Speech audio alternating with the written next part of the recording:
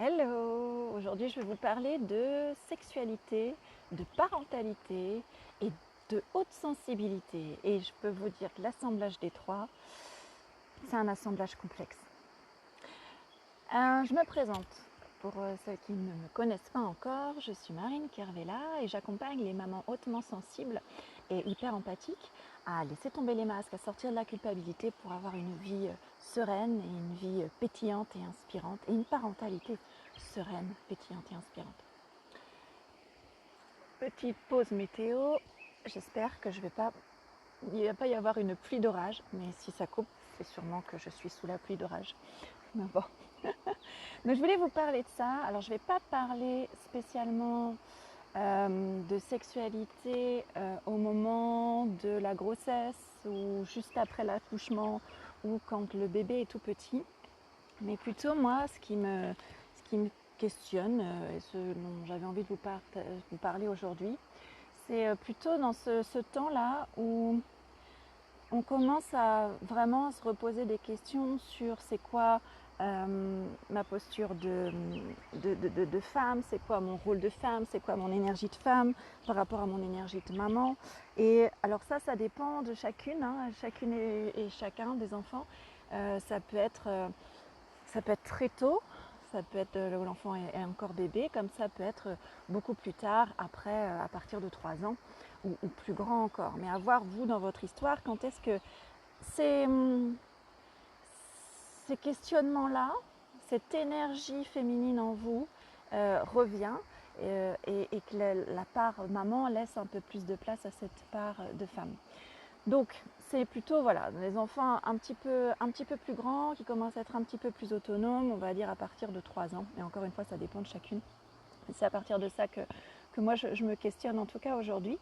Et que même si l'accouchement voilà, a eu lieu il y a quelques années, on se retrouve quand même avec un corps qui a certainement changé, avec de la fatigue, avec du stress d'avoir un ou plusieurs enfants dans notre famille à accompagner, à gérer au quotidien. Et la fatigue, ça tue le désir. Et qu'un enfant, ça prend du temps, ça rajoute de la charge mentale, et tout ça, ça tue le désir. Et que même après quelques années, il y a toujours une certaine image de soi qui a changé, et que cette part de nous, mamans, elle peut prendre plus de place que parfois on souhaiterait, que parfois notre partenaire aimerait. Voilà. Donc l'idée, c'est ce qui me vient là, c'est vraiment l'importance de se partager, alors de se consacrer du temps. Et c'est là aussi la difficulté. C'est que ce que je vous dis souvent dans les lives, c'est que c'est important de se consacrer du temps à soi, en tant que femme, en tant que maman, en tant que personne hypersensible. On a besoin de temps pour soi. Et c'est là toute la difficulté, c'est que si on parle de parentalité, haute sensibilité et sexualité, c'est qu'il est aussi important de se consacrer du temps à deux. Et là, ça rend vraiment difficile. Si déjà j'ai du mal à me prendre du temps pour moi, si en plus il faut que je prenne des temps à deux, ça paraît être un casse-tête qui ne rentre pas l'agenda. Mais c'est vraiment important pour moi de rester intime dans le couple et de rester, alors un couple, pas que un couple de parents, mais aussi un couple qui communique, un couple qui partage des choses, et aussi un couple charnel.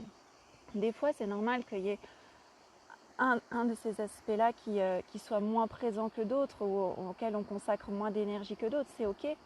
Mais c'est important qu'à un moment, on y consacre un peu plus d'attention et d'énergie aussi. Alors, quand je parle de sexualité, pour moi, la sexualité, c'est pas, c'est beaucoup plus large que juste la pénétration. La sexualité, c'est aussi la tendresse, c'est aussi les caresses, c'est tout le corps peut être érogène. La sexualité, c'est des énergies qui se mélangent, c'est une rencontre, c'est une union, c'est un partage, c'est tout ça. Donc c'est du plaisir, c'est du partage. Et d'ailleurs, par rapport au plaisir, et ça, voilà, c'est le cas de beaucoup de femmes et beaucoup de femmes hyper hautement sensibles, on a le droit de faire passer notre plaisir d'abord. Et pour avoir une belle sexualité, c'est même essentiel. Et que cette croyance de il faut que je fasse passer les autres d'abord, et ça c'est dans tous les domaines, hein, pas que la sexualité, il faut que je fasse passer les autres d'abord, les enfants d'abord, les amis d'abord, il y a une dernière part de gâteau dans le plat, ben non, pour les autres d'abord. Et bien pour la sexualité c'est pareil, notre plaisir d'abord, c'est ça qui compte pour avoir vraiment une belle sexualité épanouie. Et bien sûr d'être toujours à l'écoute de ce que dit notre corps. Toujours être à l'écoute de ce que dit notre corps, ça c'est tellement important et souvent on se coupe, en tant qu'hypersensible, on se coupe de ce que nous informe notre corps. Donc ça, moi je vous invite vraiment à revenir au contact de votre corps, à faire des scans corporels, par exemple lors des méditations, ou juste à se poser là et à se poser la question, est-ce que ma position elle est agréable là? Est-ce que si je bouge, est-ce que ça change les choses? Est-ce que j'ai chaud? Est-ce que j'ai froid? Posez-vous la question, mais plusieurs fois par jour, reconnectez-vous à votre corps. Est-ce que je me sens bien ou est-ce que je me sens dans l'inconfort? Est-ce que si je relâche mes épaules, si je relâche mes mâchoires, est-ce que ça va changer?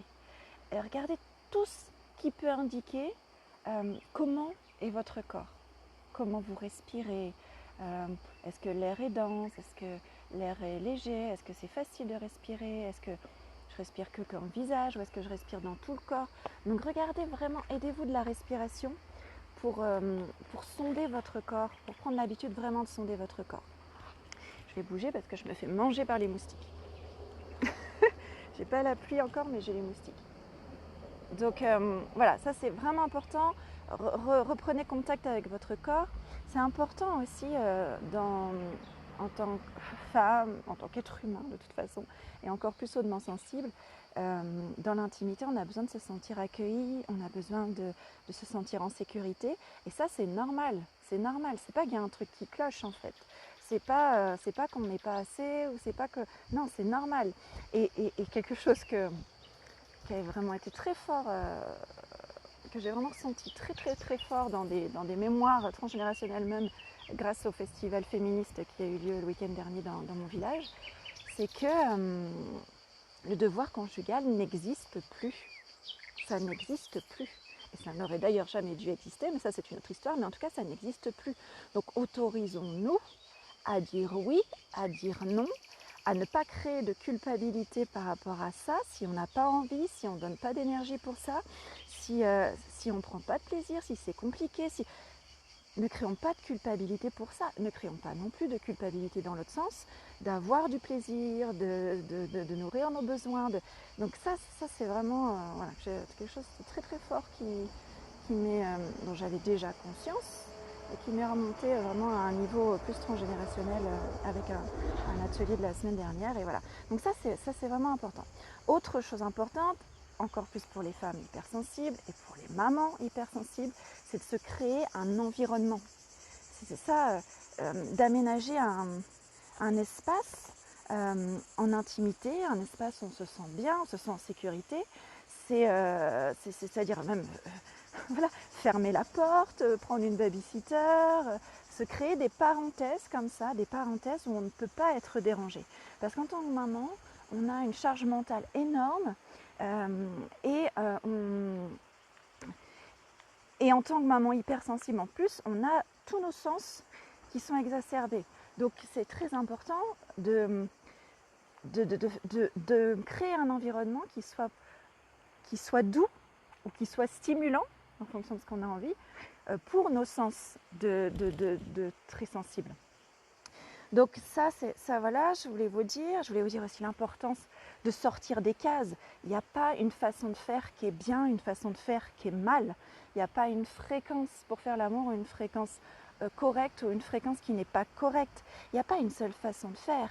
Et parfois, il faut aider. Il faut aider parce que ça ne revient pas tout seul, parce que on n'a pas l'énergie, on n'a pas voilà, les idées pour ça, on n'a pas donc ça, enfin voilà, tout ça c'est très important.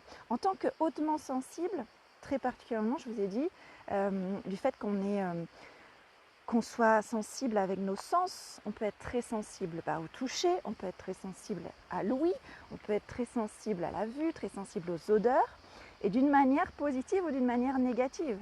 C'est-à-dire que Si vous ne vous mettez pas dans une parenthèse enchantée où vous allez pouvoir protéger vos sens, rien que le fait que d'entendre un enfant qui tousse dans la chambre d'à côté, hop, ça vous coupe de votre présence à votre corps, de votre présence à votre partenaire. Donc en tant qu'hypersensible, c'est très important parce que tous ces sens-là, toutes ces informations que vous captez par vos sens peuvent devenir très insupportables ou très cool. Ça dépend. Mais en tout cas, créez-vous l'environnement pour tenir compte de votre haute sensibilité. Le fait aussi qu'on soit des éponges à émotions. En tant que maman hautement sensible, et voilà, il pleut, je vais mettre sous un arbre, ça fait que ça déclenche très vite notre cerveau. Ça déclenche très vite notre cerveau et on vit avec, on est dans le moment avec les émotions et les énergies des autres. Ça peut être nos enfants dans la journée, ça peut être les émotions et l'énergie de notre conjoint à ce moment-là qui peut être particulière. Et là, ça déclenche notre cerveau qui va ressasser les choses. Du coup, c'est hyper difficile d'être dans le moment présent. Et ça, c'est une des problématiques de nous, les femmes hautement sensibles. C'est cette difficulté à discerner ce qui nous appartient et ce qui ne nous appartient pas, à laisser, on ne peut pas laisser notre cerveau de femmes hautement sensibles, on ne peut pas le laisser à l'entrée de la chambre, on ne peut pas le laisser en dehors de la maison, on ne peut pas le laisser à côté de nous, c'est pas possible. Donc voir comment on peut créer une détente, créer une sécurité qui fait que notre cerveau il va moins se déclencher et d'être plus dans le moment présent. Parce que sinon on se retrouve à se juger énormément pendant qu'on fait l'amour, ou alors on a tendance à faire passer le plaisir de l'autre avant son plaisir. Voilà, c'est ce genre de choses. Donc c'est important, on a besoin de se détendre. Avec notre sensibilité, on a vraiment besoin de se détendre, vraiment besoin de couper, vraiment besoin de se sentir protégé.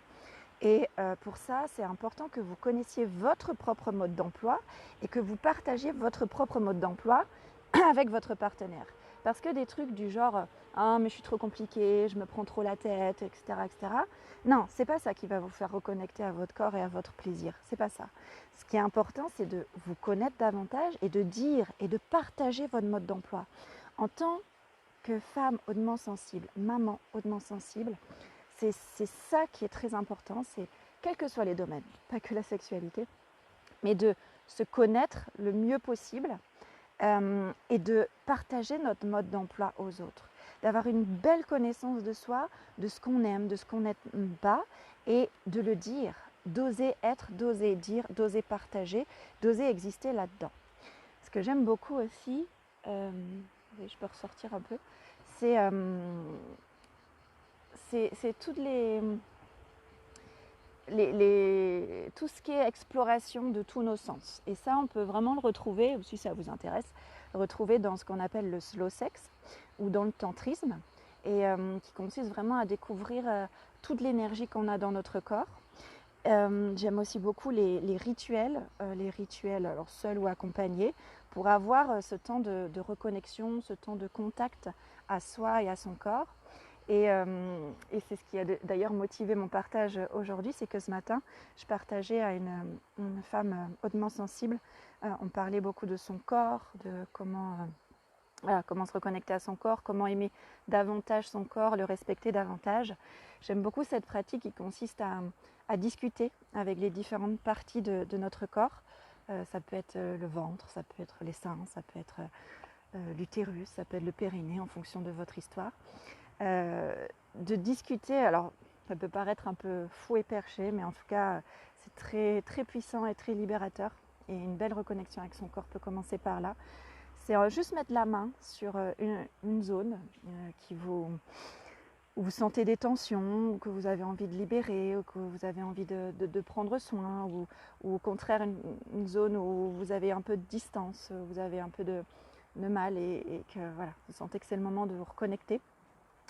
Ça peut être mettre la main sur le périnée, hein. Ça c'est vraiment, plus le périnée, c'est le lieu du premier chakra, le chakra racine, qui représente vraiment le lien à la terre et le lien aux mémoires transgénérationnelles, hein, dont je vous parlais tout à l'heure.